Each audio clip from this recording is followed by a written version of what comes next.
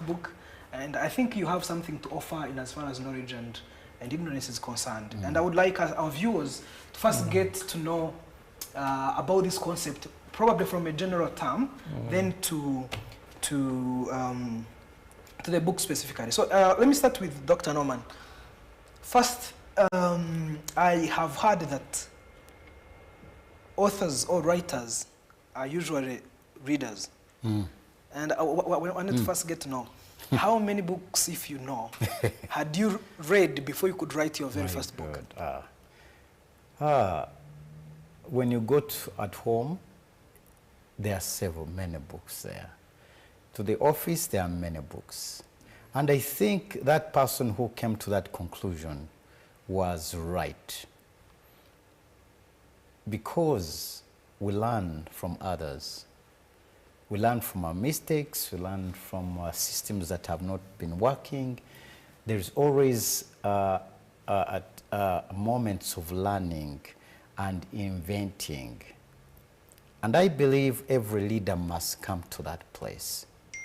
We can learn from others, but also come to the conclusion and say what has worked and what has not worked. So when you are stuck with the old systems, you never go anywhere. So it's very important that every person, today's technology is evolving and advancing. If technology is advancing, then knowledge is also advancing. And I think that's where the Bible says in the book of Daniel, in the last days, knowledge shall increase. Which knowledge? Daniel was in the area of leadership. So what was Daniel really saying knowledge? Is it all knowledge about only God? Well, somehow yes. But Daniel was very in the system of government and governance. So he knew that in the last days, knowledge will increase in understanding. So I believe every leader, if you want to advance, for example, there is a course that I've almost finished. Learning, I mean, it blows your mind. You're 60. Yes, now, I've just finished one. I mean, so it blows your mind. You say, my God, there's a lot that I can learn. There's a lot that we can teach. And I think this is the age of advancing knowledge, both spiritually, but also in the other areas. So to me, I encourage the people in my age. Unfortunately, if you are at this age, if you didn't develop that attitude, it will be very, very hard. And I encourage young people to read. Yeah. Maximize your potential. Yeah. Yeah. I was going to ask that before, because I want to ask you like only 2 questions and go to Mr. Mark and ask him 2 more. I probably will be having 1 more in this section. There's in your book, if I remember correctly, there's something you mentioned about a certain book of Billy Graham that you were reading. The Billy Graham, in the 80s. Decision. And kind of for Christ. Decisions. Yeah. And I was curious to ask, when would you say you read your very first book, and what's your favorite book so far? The first book I read, of course, was that Decision for Christ, but also another book written by a missionary from Canada who started Full Gospel Church, and he gave me the book, The Unfinished Task, in my hand. If I finished my Bible school, it was in, I think, 87, when Hugh Lazel says, Norman, he had an apostolic ministry. And he says, Norman, I'm giving you this book, The Unfinished Task. Let it be your dream. Focus on that. Do everything with that. Wow. So The Unfinished Task, since then, he went to be with the Lord, but that book, I still have it. Wow. So The Unfinished Task, and remember, before I moved, when I was Bible school, God gave me that scripture, Psalms 68 verse 11, God sent his word and great was multitude that proclaim it. And here's the word, the book now, saying the unfinished task. Wow. That's one of my favorite book, and a book that I always remember. I have so many, well, I can give you highlights, not just by name, but books that shapes my life. Well, it depends because you read books according to what has shaped you. You don't just read books. No. If you're a leader, you don't just pick books. No. You ask yourself within, I want to excel in this area of my calling, in the area of my business, in every area. So what you do is that you get the books that will shape that which is in you. So to me, the books that I've read, of course... Maybe let's put it this way. I know you read books in the field of theology, in the field of evangelism, in the field of leadership. Maybe, and probably more other fields, but at least those three. If you could give us your favorite book, of course, the Bible and Staying the Course are not part of the list, okay? So, what is your favorite book in the leadership, in the field of leadership? What's your favorite book in the field of theology? And what's your favorite book in the field of evangelism, practical ministry, that other area? I think the book that I love, How to Lead Like Jesus. Leadership. Practical book, yes. Then How to Lead and Still. How to Lead Like Jesus by Blanchard. Dr. Dale? No, Blanchard. He's a businessman, but a Christian. Ah, okay. Then How to Lead and Still Have Life, Dr. Dale. Ah, okay, okay. And those are some of the powerful books. Another one on evangelism was, of course, that one, The Unfinished Task. Those are very powerful books, but there are other books that shape. Theology, well, I'm not too much theological. You are very much theological. Yeah, but I read mostly on the books that speak more of missions. Missions. And like that book, The Unfinished Task, is about missions. Yeah. Any books from your favorite preachers, like, was he called Swaggart or something? Well, Swaggart, no. These are small booklets. Small booklets. Yeah, booklets. Okay. All right. Yeah. Any favorite book from a Rwandan author? Unfortunately, the books that I've read are Mark's books, and there are few, of course, Bruno, Reconciliation, also Richard Hanna's Bruno book. is My Forgiveness Story? Yes, and the sister that we hosted here, Frida, Chosen to Die, The Sins to Live. To Die. Those are inspiring Economics books. of the Cross? The Economics and Cross. And I want to read another book about Rwandan liberation. You read so many, though, about politics. You do. Yes, I do so many books. I've seen your library. He has a very huge library. And I want to read something about the life of His Excellency, the President. Can I recommend you a book? Yeah. It's called 1,000 Hills. 1,000 Hills, yeah. I've never seen any other book that covers much of his life like 1,000 Hills. So I want to read about his life. Of course, I know part of it, but I want to go deep and see what has shaped his life. And I think I need to get into deep. Of course, I hear stories from my mom and others, but I want to go deep. And I think he was one of the inspiring leaders that we have ever had in our generation. So I want to go deep. And I wish we could also get an audience with him and Let's talk. Pray for it. Because very few people have had the Rwandan conversation, especially for us who want to leave a legacy of writing and keeping their memories alive. And I think we need to have a talk and say, keep those memories. So that's it. Yeah. Interesting enough, in that book, 1,000 Hills, someone asked him how actually the author of the book asked him how his day is scheduled, on a normal day, the things that he does. Yeah. And I remember number 2 is reading. Oh, yeah. His Excellency reads every single day. Yeah. Reading is just... It looked like I think I have not read it, but I thought it was something like a journal or something. It's a biography. It's a biography of President Kagame. Oh, yeah, I need to read it. Actually, it's called 1,000 Hills, Rwanda, the New Rwanda, and the Man Who Dreamt It.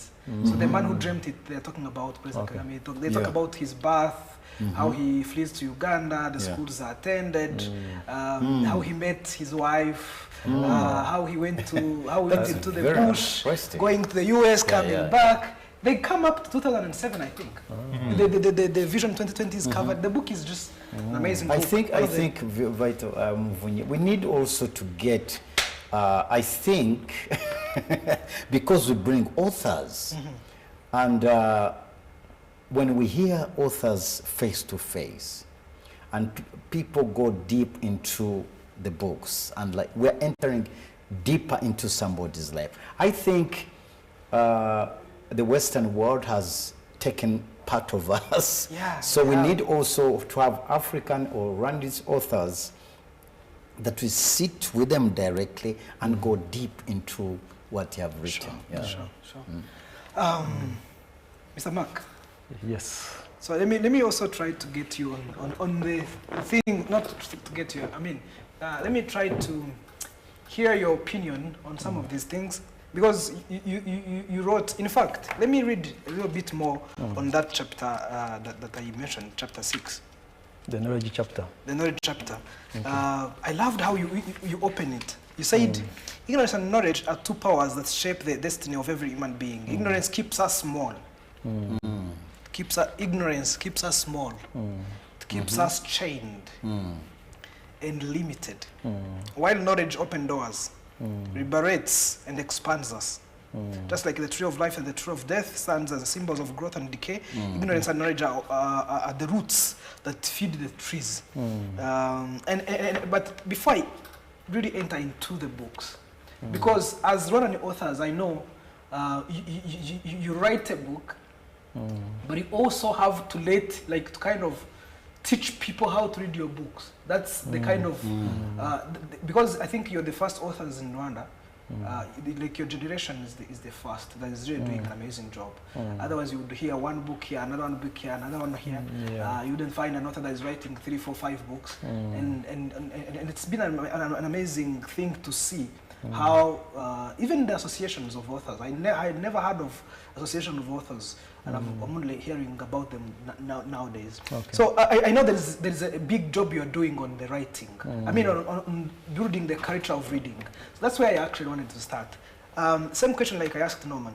They say if you're gonna be a writer, you got to read. I would love our viewers to know, Mr. Mark, what does he read? Which fields does he read the most? His favorite books. There's one of your books, I don't remember which, but among the three that you had released years back, the Behind the Smile, the Customer Care, that's the Behind the Smile, the Sowing into Prosperity and Purpose-Driven Life. One of them, at the back, you actually give us a list of books and podcasts, and I loved that so much because I actually opened some. So, what does Mark read, and what is his favorite books? Oh yes, thank you for that question. It's a big one, but yes, as a writer, you also read, because you have discovered the secret of reading. And actually it is from that point of view that you start feeling that you probably need to put something down, because as you read, you also get inspiration, you get knowledge. But also as you write, there is also another inspiration that comes upon you, and wisdom. So it is that what inspires you to say, I can share this also, because I'm not finding this one anywhere else. So if you say like my books, most of them are a guide, kind of a guide to something. So most of my books are self-help books. That's true. For example, one on customer service, the one on entrepreneurship, and one on financial literacy, and this one on personal development. They are all, actually most of them are titled A Guide to Something, A Guide to Something. So I'm trying to guide people on how they can help their lives in matters of finance, in matters of business, in matters of service, and also in matters of personal growth and leadership. So the books I read are mainly in that direction, except for the Bible, which is the mother of all. But other books that I read tend to, or even the podcasts that I listen to, tend to focus in that area because I feel that is my calling. My calling is in a business, my calling is in a personal growth and discipleship.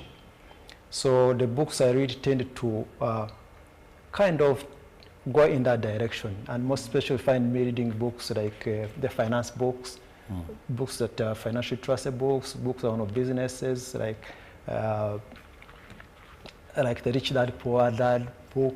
Yes, the other day I was reading a book on the guy who founded the Full Men's Gospel Fellowship International. He has, of course, gone to be with the Lord, and that is purely on finances, but biblical. So you find that even when something is biblical, I tend to go towards finance or business or something like that. Yeah, so I've read books by Andrew Womack. He has also written on finance. I've read books by for example, The Purpose-Driven Life by Rick Warren. Such books. So Andrew Kiyosaki, Atomic Habits by James Clear. So a number of them. But when I'm reading them, like for example, Atomic Habits, it's not in a finance book, but it's in a behavior, it's on how personal development. So that's the field. But to some more extent, politics, yes, I can do some little bit here and there of reading, more especially on people like our president. If I get something good on the president, I read. If I see his podcast, I just want for a post. He's one of the people that inspire me. I have actually 4 people that inspire me. He's one of them. Another one is his namesake in the Bible, Paul, Paul the Apostle. Interesting. I think you are very much attracted to Paul's. Yeah. Kind of. Hey, so you are president's namesake? He's Paul, yeah. I didn't know. Just realized it now. Yeah. So. And Joseph in the Bible, they have characters that really tell you who you're supposed to be, tell you in a different situation what do you do, patience, perseverance, all those purpose, you know, and those are the things that, you know, make who we are. Another person, okay, I have 2 in the Bible and 2 that are living. Another person is my brother, he's also called Joseph. So I have 2 Josephs, and I have 2 Pauls. So, and they inspire me. And when I'm going through some difficulties, I ask, but our president has had more of this. I can also survive. I can also fight on. So a lot of things that do inspire you to write a few things so that other people can get from what you have, or get from the knowledge that you've acquired while you're going through a particular experience. Like I've written on financial trust because I've gone through difficulties in personal finances. I've also gone through difficulties in businesses. So what you go through teach you a lot of lessons that you need to share. And probably someone else may not go through that. Or even when you go through that, you know that at the end of the day, there is a solution. So, yeah, a lot of things that do inspire me to write these books. Like this 4th book, this one came, I was looking at my other 3 books, and I was seeing a disconnect. If you read a book on customer service, on service, and read a book on financial trust, and also a book on business, my heart was telling me something is missing to make a complete person. So I was ready to writing, show me the way. Show me the way as a personal, so you need to have a total person developed, not only areas of finance or career, which is business or service, but also an individual. So that's where the showing, the law that they show me the way came from. It was the desire to develop a person, a complete person. Yeah, so that's how it came in.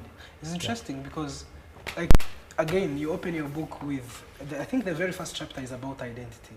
Yes. And I remember in Purpose-Driven Business, you talked about how business comes from who you are. and you were teaching us how to build business from who we are instead of just going for business because someone mentioned that's making money. But again, before we get into the book, the last question. Yes. It's not actually, it's the same question that you dodged.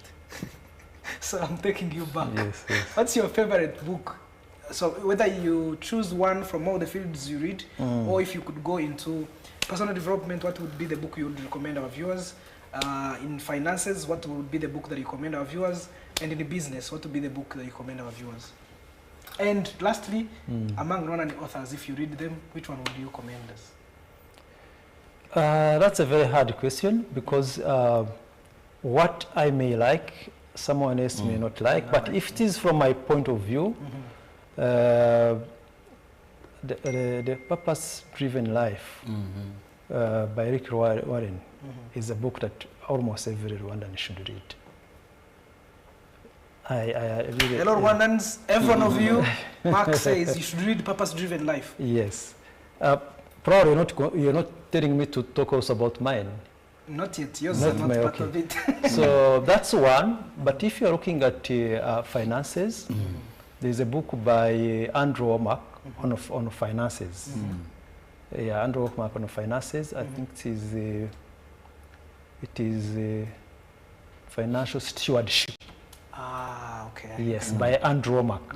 So that is a very good book for Christians in business, Christians and finance. It is a very good book. It changes your life. There's a book also that almost tends to look like that by Moses Mukisa, Straightforward Financial Growth. Is a Ugandan. Is a Ugandan. I haven't read it, but I bought it. Yeah, it's a good one. Yeah, being from East Africa, it relates well with our environment. So it's also a book on personal finance. It has gone through things, different issues in personal finances. So it gives you a regional view. Yeah, so that's one on finance. On business? So those books tend to overlap, kind of. Tend to overlap. That's right. Yeah, but there's a book that, okay, there's also another book but this is on personal development and the projects. 1 Minute Manager by Ken Blanchard. I've been trying to find it. Yes. I can't find it in any of the books. Yeah, it's a small good book. Yeah, it's a small good book on management. 1 Minute Manager on management. So it's also a good book. There are several books. So that one, like that one on management, it's a cross-cutting management of people, management of business.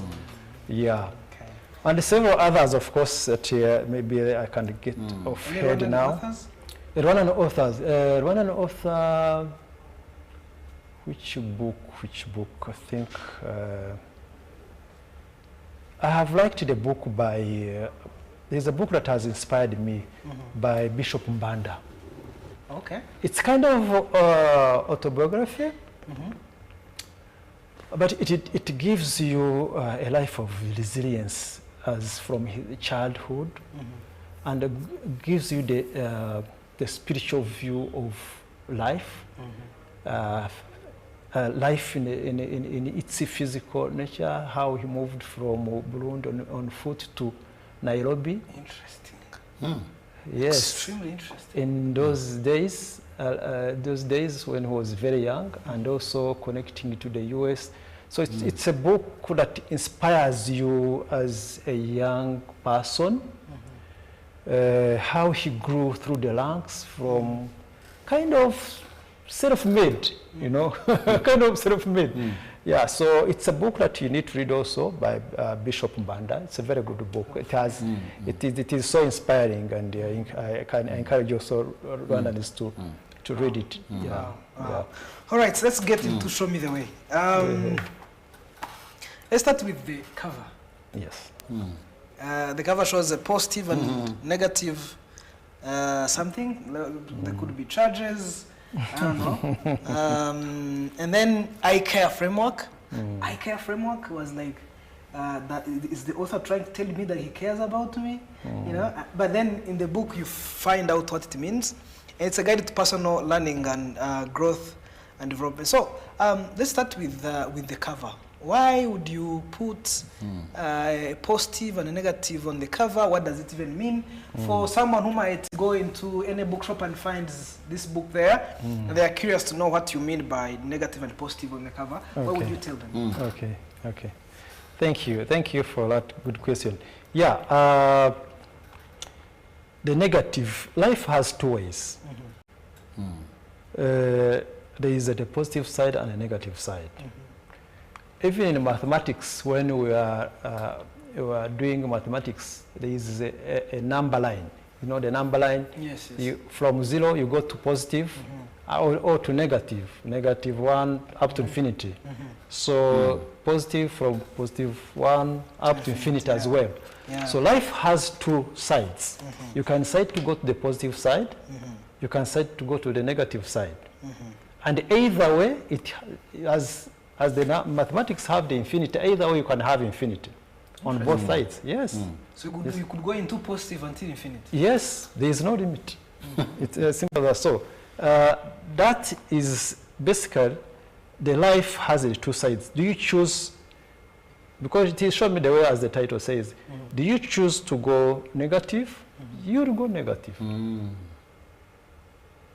choose to go positive, you'll go positive. So basically that is the title. That's the message.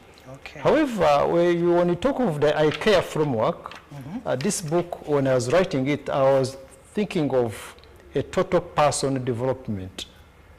So total personal development, and this IKEA is a framework to help you remember, easily grasp the message.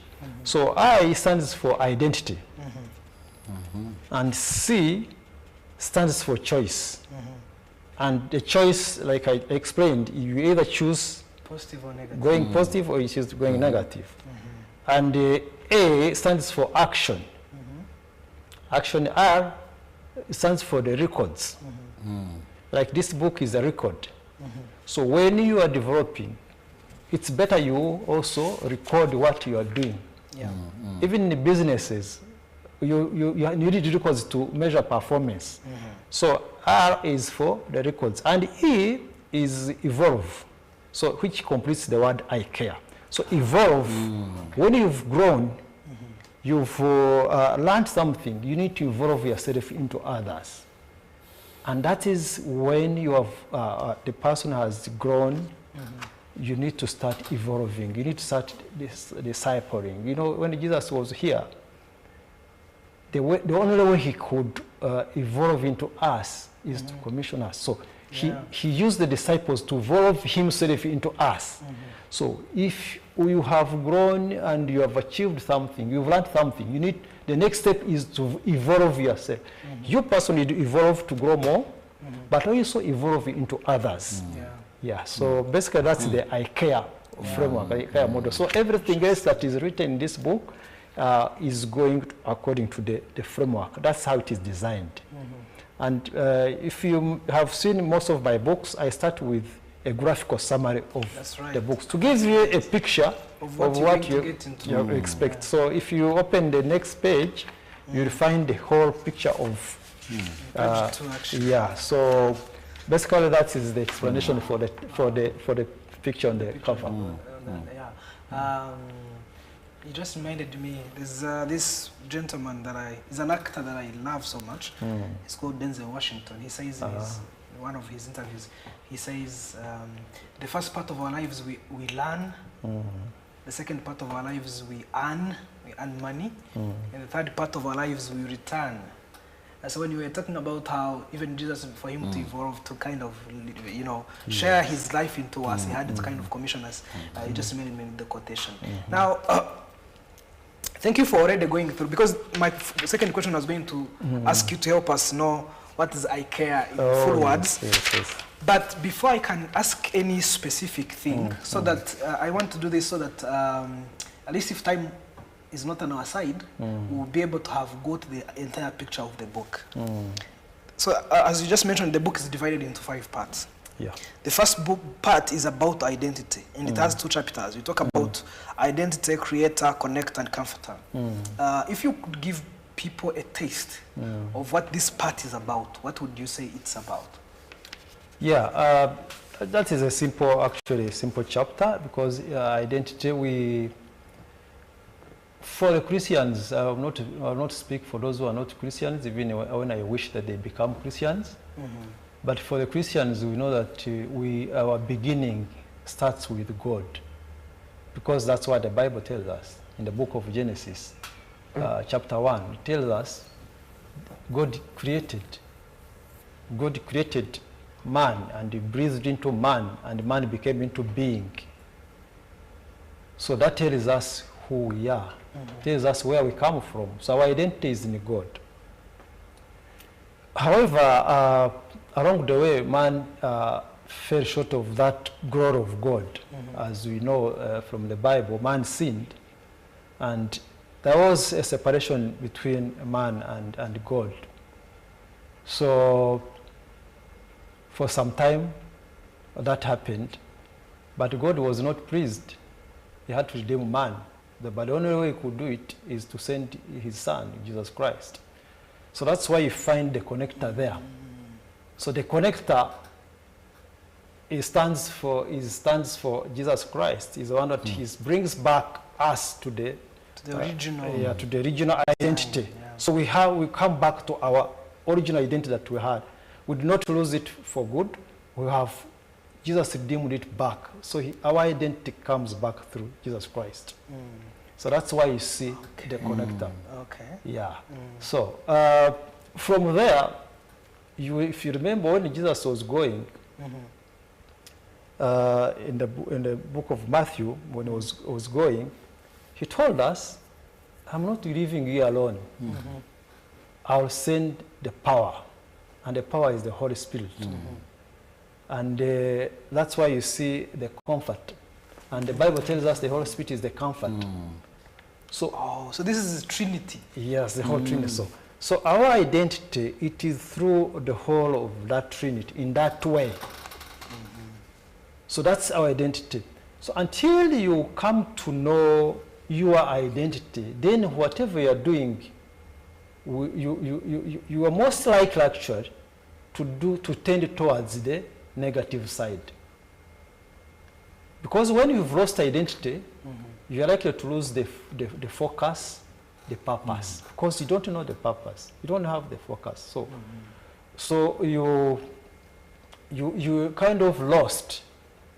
Because you don't know what you're supposed to do. You don't have the purpose. So you're more likely to tend to the negative side of life. So as the other sign on the book. So basically that's the part one of the book. It explains the whole of that. In the chapter on identity, he talks about how, coming to Rwanda after genocide, the 1993 genocide against Tutsi, seeing lots of people that had lost families completely, families completely wiped out, or others who were born out of as a result of rape, and how they are not able to connect to their origins and their identity, and how that makes them lose so much in their lives, like so many troubles that get hold on people because of not knowing their identity. And it reminds me of something that you always love to say, that when you discover, you recover.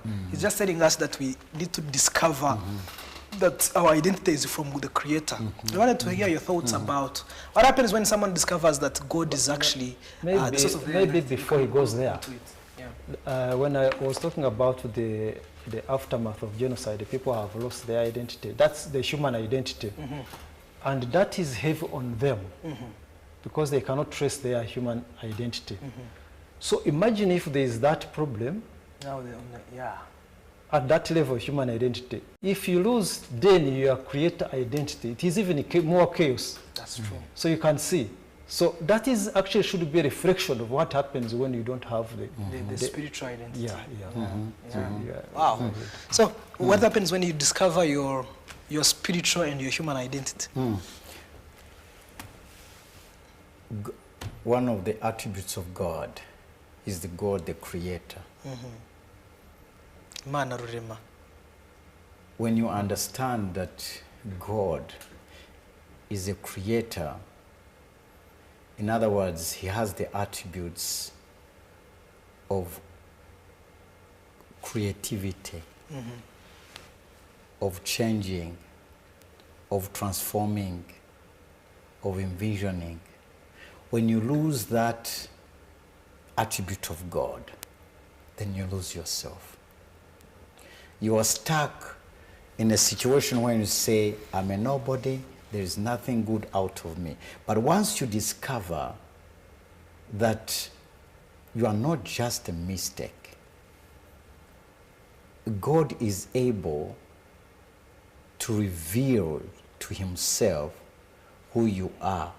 Not just who you were, but who you are and what you will become.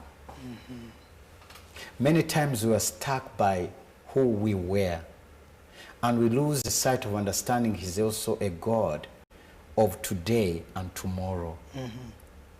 It's like the business, even in the areas of Christianity. Many organizations and lives are stuck without knowing that God is a creating God. So to me, I understand when you discover that this God is a creator, I can be, I can know who I am. God can able to change. God can also give me a future. You are liberated. Yeah, right. And I think it's very important for every, not just on human level, but also in the other areas of lives. Wow. Yeah. Yeah, because of time, I will try to rush this. The second part, which talks about choice. And for me, by the way, it was my favorite part in the entire book. Yeah, it had, I think it's the part that is deep in philosophy and understanding. It goes deeper, because the third part is mainly practical. The first part is, I would say, very spiritual. The second part, which is like second big, talks about all the foundational principles of life. So you talk about the choice, you talk about the tree of life and tree of death, and you take us back to Genesis. You talk about knowledge and ignorance, which we have already quoted.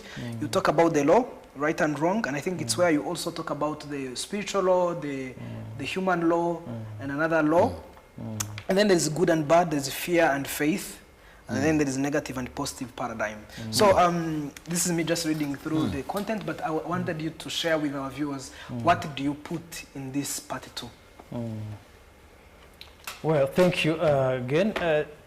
Part 2 of this book is about choice. And I've listed, if you see it on the program, I have listed a few things where that guide your choice. One, your ignorance and knowledge, like you said, and if we use the other positive, negative, ignorance is on the negative, knowledge is on the positive. Wow. So you go on the wrong and right. If you go by the law, the wrong and right, wrong is on the negative, the right is on the positive.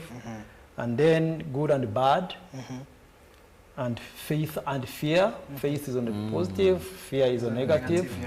And then paradigm is basically how you view the world, what makes your decisions, how you see the lens through which you see the world and your views and all that. That's basically, in simple terms, the paradigm. So this shape your paradigm. You can start to have a negative paradigm, and you see the world totally different, with different views. So this is a chapter on choice. So if your choice is on negative, you are going to have what I call you have chosen the tree of death. Okay. Yes, yes. So if your path is on positive, you have chosen the tree of life. And we quote the tree of life. The Bible usually mostly uses the tree of life to depict Jesus. And of course, that goes back to identity. That's right. If you don't have the tree of life, that the Bible says is Jesus, you don't have identity, you are going to the negative. You don't have faith. The faith, like I said, you go the negative side, which is the fear or the ignorance. So basically, that is the area where you need the choice. The second part, when you be very careful. Where are you? Do you have faith? Are you doing the right thing? Are you looking for the knowledge? Are you is your perspective of the world a positive one or a negative one? So that is basically the choice, and the choice itself. So it's a very important part of the book in personal development. Remember, this book is for personal growth and development. Yes. So, and many you have heard many people say the choices make who you are. It is this is what it explains. Yeah. So if you have chosen the things on the negative side, then you're likely to be a person who is on the negative side, and the consequences of that, of course, are there.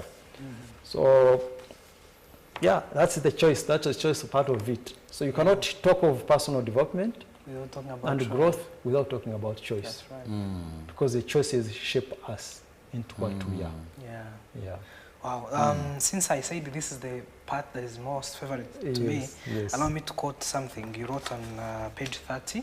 Page 30? Yeah. Okay. At the opening of chapter 7, the law. You talk about spiritual, natural, and human law. Just the introductory paragraph is what captivated me. It says life operates under laws, principles that govern outcomes, whether we recognize them or not. So principles or laws are principles that govern outcomes, whether we recognize them or not. Yes. Just as seeds planted in the ground produce a predictable harvest, so do spiritual, natural, and human laws shape the results of our choices. To ignore them is to walk in ignorance and reap bad fruits. To understand and live in harmony with them is to walk in knowledge, bear good fruits, and water the tree of life. So you talk about spiritual laws, and you talk about the law of faith, the law of sowing and reaping, law of purpose. You talk about natural laws, and you talk about law of seasons, law of cause and effect, law of growth. You talk about human laws, you talk about law of rights and responsibilities, law of community, law of progress. So I just wanted to ask you to elaborate more on why embracing these laws brings, walking in them, walking according to them is walking in knowledge, and you bear good fruits. Yet ignoring them is walking in knowledge, in ignorance, and reaping bad fruits. Okay, thank you. You know, when you look at the universe, when you look at the way God has created the world, you see order. You see order in everything. The way the universe has been arranged, even the way the world we live in is arranged, even the way you see our bodies are been arranged, you just realize God is a God of order. And what makes order, it is the laws. Yeah. You have the human laws, for example, the laws that we use here on earth to guide us. Assume there is no order or no rules and laws on the streets of Kigali. The case that would happen if it was not there. So if you see, that's right. Have you seen that the moment they construct a road, they start putting lines, signposts, and all that immediately to avoid any chaos. Any kind of chaos. Yes, so that's law and order. So even the way the world was created, there are principles that we need that govern us, how we behave.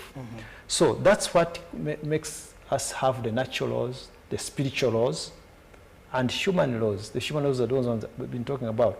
The spiritual laws, you'll find them in the Bible. And the natural laws are the laws that help us. It rains, and a season comes, wet season comes. If you don't respect that, you're going not to harvest anything. Yes, it's nature, gravity. If you put your kid on top of this roof and you let the kid down, and it's a principle, it is there. But all those things are there to guide us. They're all there to guide us. So what choice you make towards those laws make you. This is under the choice, like you said. Yeah. So you either choose to be on the right side of the law or choose to be on the wrong side of the law. It's as simple as that. Yeah. But for a good personal development, you better be on the side of the positive side, the right side of the law, of the law. So that's when you're going to enjoy this world. That's when you're going to develop, because this book is for development. Yeah. That's when you're going to develop into a human being that is desirable in this world. Yeah. So that's super interesting. I'm already told that time is not on our side, and I wanted us to really conclude on the power of choice. But before I let you friends conclude, let me let the viewers get to know a little bit more about what's in the book. Actually, I could say that the three other parts are very, very practical.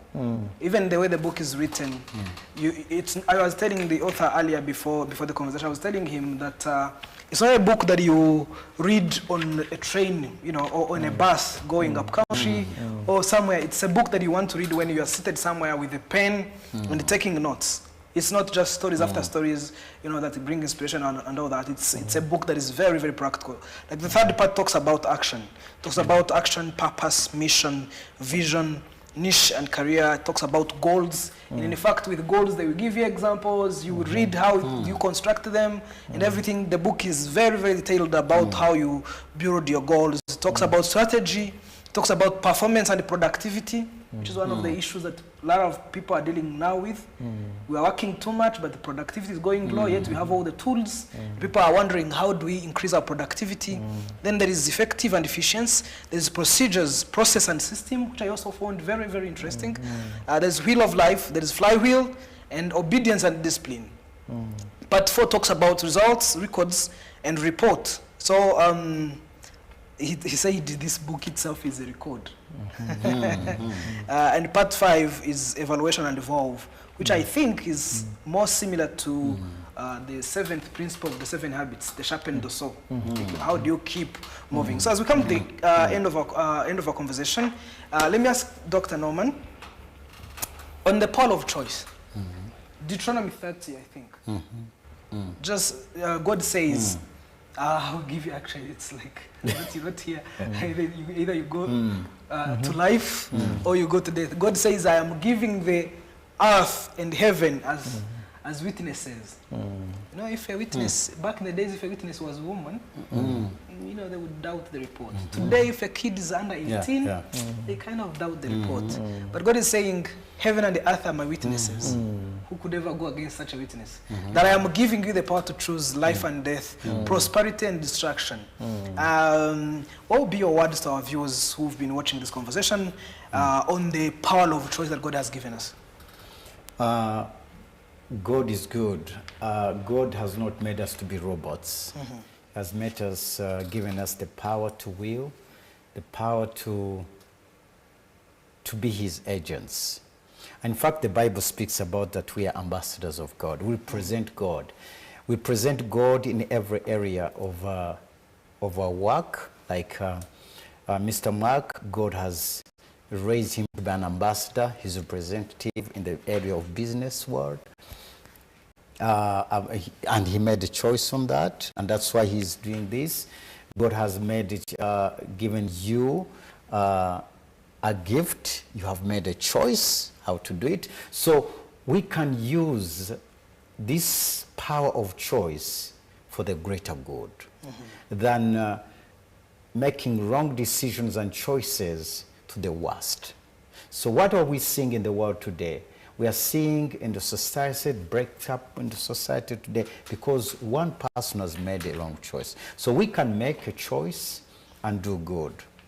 And we can make a choice and make a difference in one's life. So that is it. Thank you so very much. And thank you so much for coming over and sharing your knowledge. May God bless you. I think my request to Mr. Mark is, I think the viewers and all of us, I think Mr. Mark needs to give us more details. I mean, because I see him as very, it's a great asset.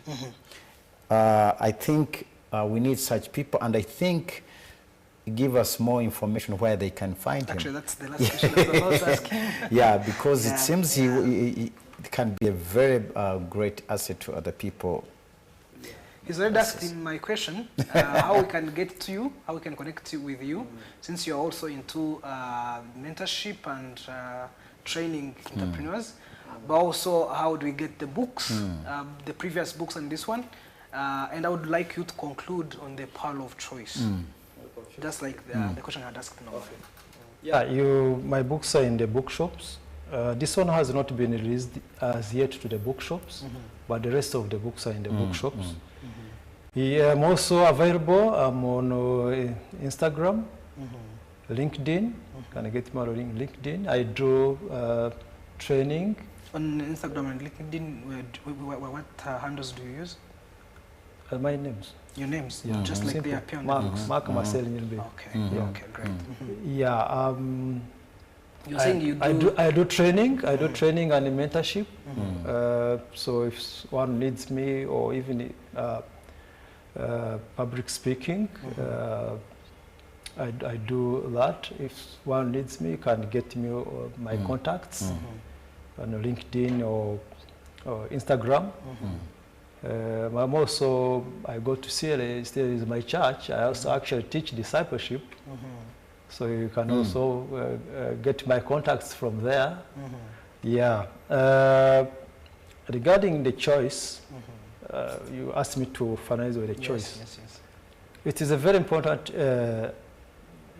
decision that one has to make. But what precedes the choice is identity, like we explained. And when you've had all that, you've had your identity, you have seen the wrong and right, you've chosen the good from evil, from bad, and you've discovered your life. So what is next? Next, you talked about the wheel of life. Next, you put all that into what is called the wheel of life. And that is, you have a guide to begin from. So from the wheel of life, and you've gathered all that into a wheel of life. Wheel of life is just like, you see this table is round, you put, I need to be this, I need to be this, I need to be a teacher, I need to be a businessman. You gather that, you have the identity where that hangs and your purpose. So you have the wheel of life. So the next phase is to take your wheel, to start rolling, to start rolling the wheel of life. You start rolling it, that becomes a flywheel. Okay. Yeah, I explained the wheel. So it becomes a flywheel. So you put your life into a flywheel. That's why the next part of the book is basically about action. After identity, after choice, you need now to take action. You need to fly. So you do. So you start rolling your flywheel, starting slowly until it gains the momentum and is unstoppable. And then you've developed. And after you have developed, then you need to record what along the way you've been gathering. That's why the next part is recording. Yes. And then, before you disappear from this world, you need to evolve. And show an evolution. Yeah. So basically, maybe that's what I would tell you. So the choice is very important. Wow. Thank you so very much. And to our viewers, thank you so very much for always tuning in. As he has just mentioned, you can always find his books in all the bookshops in Kigali. You can also contact him directly through the social media, the LinkedIn and Instagram, where he uses his names, Marcel Nyirimbibi, and you would get in touch with him and get to ask more about the books, get to ask more if you need training, if you need mentorship in your business, you can always reach out to him. The conversation is called Staying the Course. Today we were discussing this book. It's called Show Me the Way, IKEA Framework, a guide to personal learning, growth and development. And this conversation is empowered by Christ for the Nations Ministries, an organization that exists for evangelism. The name comes from the book, also a book that is called Staying the Course, which has been written by Dr. Norman Paul Desire. And I was your host. I am Vital Muvunyi. I wish you a very blessed evening and a great week ahead. God bless you. God bless.